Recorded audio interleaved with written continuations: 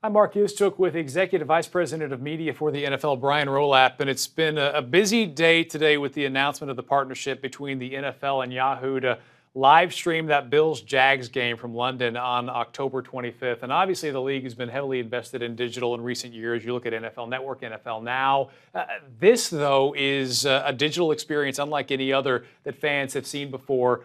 What does it mean for the league to take a step like this? Well, it's a big step. I think what it means for the league, it's really the continuation of really an evolution where we're really moving from principally television distribution of our games and our live content to something else.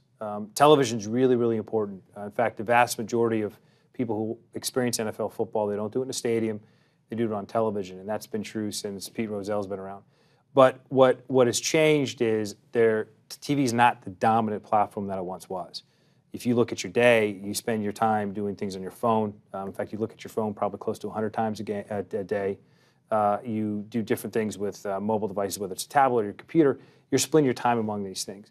And the NFL, what's important is always to reach our fans wherever they are. So if they're going to be there, we need to be there. And we've been there with NFL Now. We've been there with other content.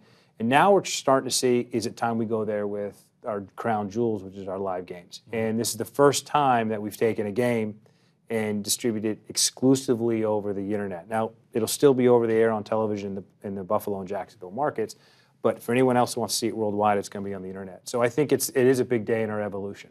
I think from a fan's perspective, for so many years, you went to the TV, you went to the games, that's how you had the experience. And as you just said, the league has been proactive in trying to get to the fans and reach them all the different ways.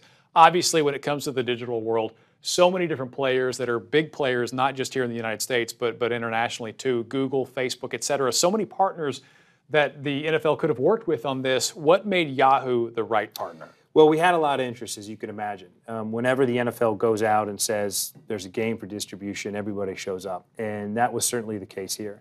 But Yahoo really, what set them apart was ultimately their reach. They reach a lot of people.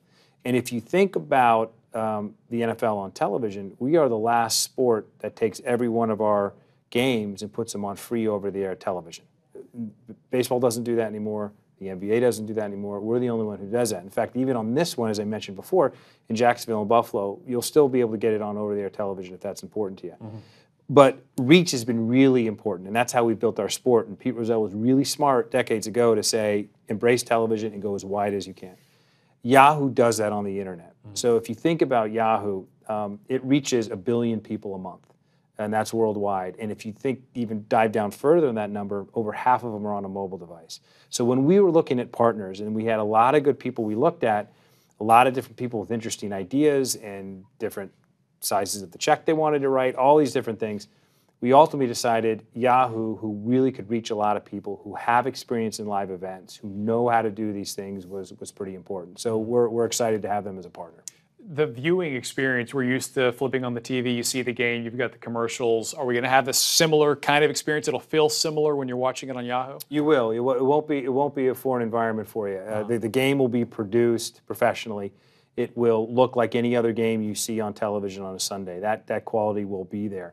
The only difference is you'll be able to get it on any device wherever you go. And you'll have to get on the internet to get it. It'll be free. You won't have to pay for it. It's very important. But it'll be a similar experience. The commercials may be a little bit different. They might be a little shorter. There might be a few fewer of them. But for the most part, your experience will not be dramatically different. And that was actually important. NFL fans expect a high-quality experience. Television really does that.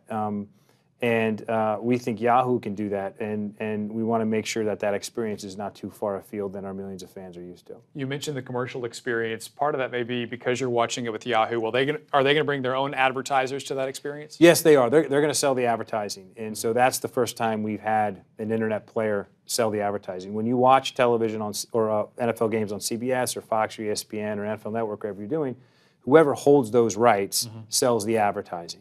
And then they end up paying the NFL for that privilege. Yahoo will do the same here. They will go out and they will approach advertisers. But I think the difference is Yahoo won't just be selling advertising for the Bills-Jaguars game here in the United States. They'll be doing it globally. And when you do it on the internet, there's all sorts of things you can do differently. They kind of know you better. They kind of know demographics better. They can target better geographically and everything else. They'll be doing those things. So that'll be different. You mentioned 1 billion viewers a month for Yahoo. You've got a global audience for a game that's global in scope too because it's in London. It seems like a perfect pairing, especially given that it's an earlier game of the day, which may be a little bit uncomfortable for some U.S. fans, but for people around the world, it's a great time to watch a game. Well, for you in L.A. here, you're going to have to get up early, but it's not happenstance that we chose this game. And we chose this game for a lot of reasons.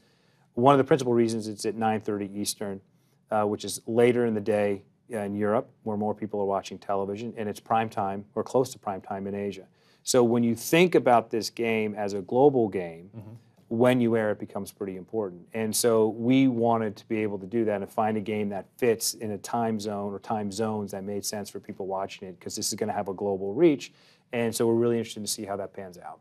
All right, well, a lot to look forward to for Bills fans and Jags fans and football fans, not just here in the States, but also worldwide, coming up on the 25th of October. Thanks, Brian. Thanks for having me.